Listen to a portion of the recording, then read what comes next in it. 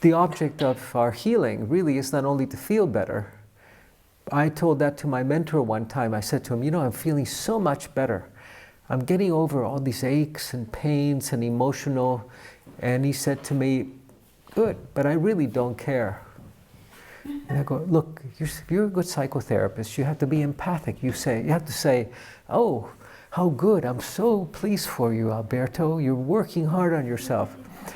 And he said, I don't care. What I care is that you're breaking free of time. That you're breaking free of being captured in the river of time. And the river of time is haunted by death and by disease and by suffering. And you break free of time into infinity, then you can operate really gracefully within time.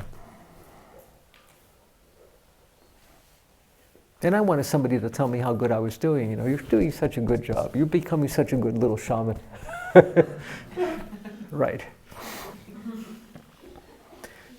Because we get seduced by feeling better, or even by clearing the imprints in our field. There's such a seduction. We clear the imprints, and we believe that if we clear the imprints from the field, that's automatically going to get us a nicer partner, a bigger house, and a better car.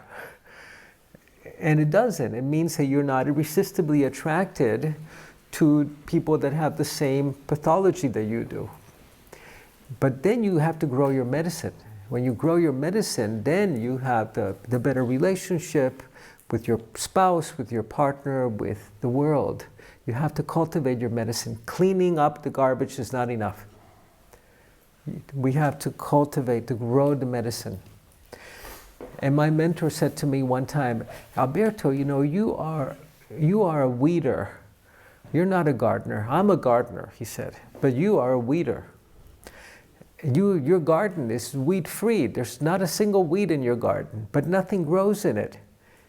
You don't have any fruit trees, any flowers, any roses. You've got to let part of your garden go unweeded for the wild things to come. That's where interesting things happen. And then focus on planting the beauty, the fruit trees, the flowers. And in the West, we're trained to become weeders. I'm going to work on this now that I finish working on that. And we have to leave part of our work to be handled by spirit as we grow. And then focus on planting the seeds of your medicine that you want to grow. So we need to break that addiction in the West. Because I could work on myself for the rest of my life. But please, there's nothing more boring than somebody in their 60s who's working on their mommy issues still. It's like, come on. Isn't there anything more interesting? There's got to be.